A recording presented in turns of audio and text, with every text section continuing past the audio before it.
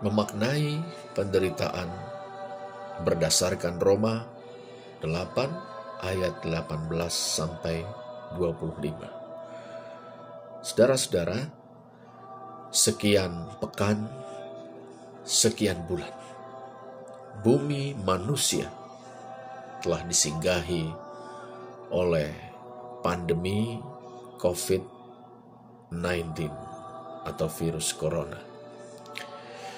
Virus ini telah merenggut sekian ratus ribu nyawa di seluruh dunia, termasuk para tenaga kesehatan yang berjuang di garis depan untuk merawat para pasien yang lebih dulu terinfeksi olehnya. Kembali umat manusia didera oleh penderitaan. Saudara-saudara, penderitaan adalah salah satu kenyataan yang universal. Dari masa ke masa, ia ada. Di mana-mana, ia juga ada. Tidak seorang pun pernah luput daripada penderitaan. Ketika kita dilahirkan, kita menangis. Ketika kita jatuh sakit, kita merasa susah. Ketika kita menjalani masa tua, kita mendapati diri kita lemah, rentan terhadap sakit penyakit. Kita merasa kepayahan. Pada saat yang sama, kita tidak menginginkan kematian. Kita merasakan kesedihan yang mendalam ketika kehilangan orang yang kita cintai untuk selamanya.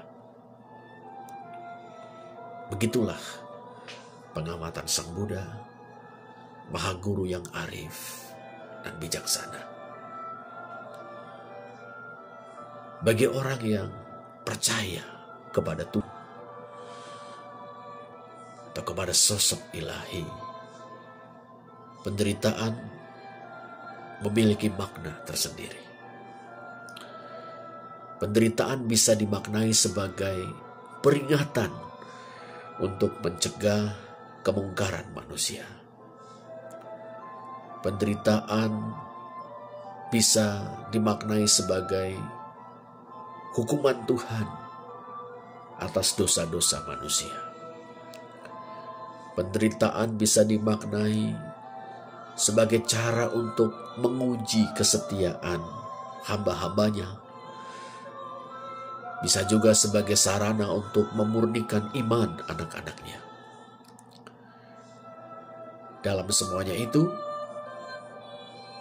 Tuhan, sosok ilahi, diyakini oleh orang beriman sebagai Sang Maha yang sempurna dalam kebijaksanaan, keadilan, dan kasih sayangnya. Maka orang yang diberi peringatan diminta eling, ingat, yang dihukum harus bertobat, yang sedang diuji diminta tabah, dan yang sedang dimurnikan diminta sabar. Rasul Paulus, saudara-saudara, yang kenyang dengan berbagai macam penderitaan,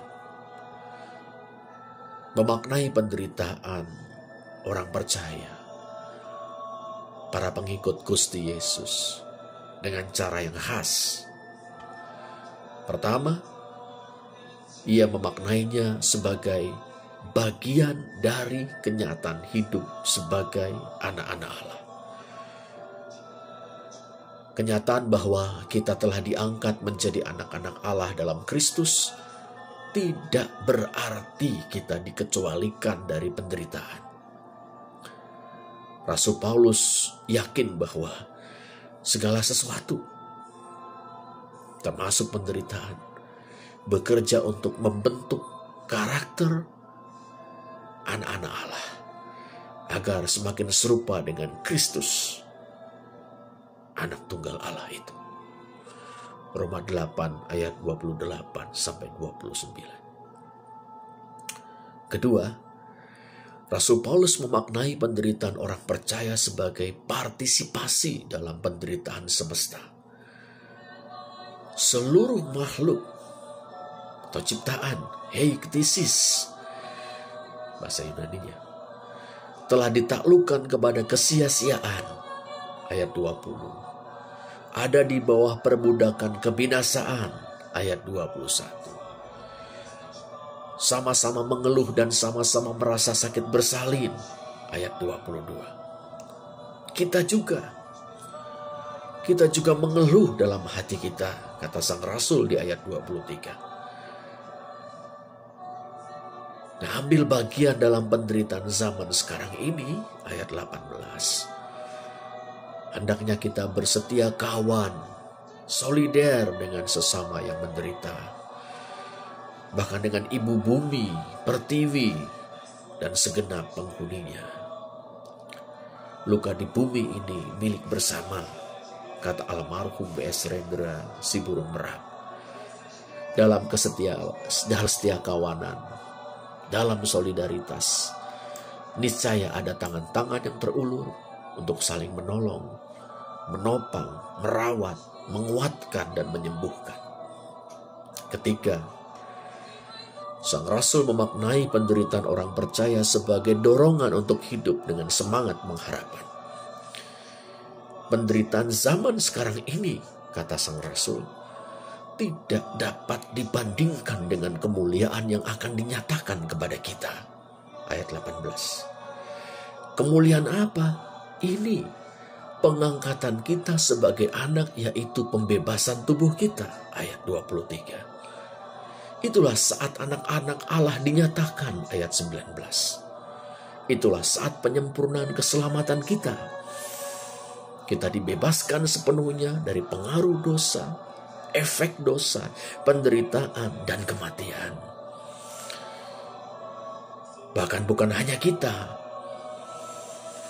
segenap ciptaan pun akan dimerdekakan dari perbudakan kebinasaan dan masuk ke dalam kemerdekaan kemuliaan anak-anak Allah. Ayat 21. Itulah transformasi akbar yang menandai penuntasan karya penyelamatan Allah dalam Gusti Yesus junjungan kita.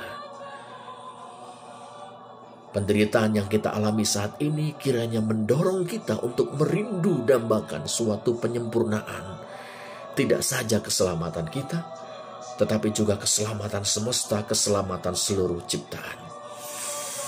Nah, menghayati kebenaran ini kiranya kita terdorong untuk giat menerjemahkan pengharapan dalam Kristus melalui keberanian, ketulusan, dan hikmat untuk memelihara dan merawat kehidupan bersama di tengah penderitaan bersama. Semoga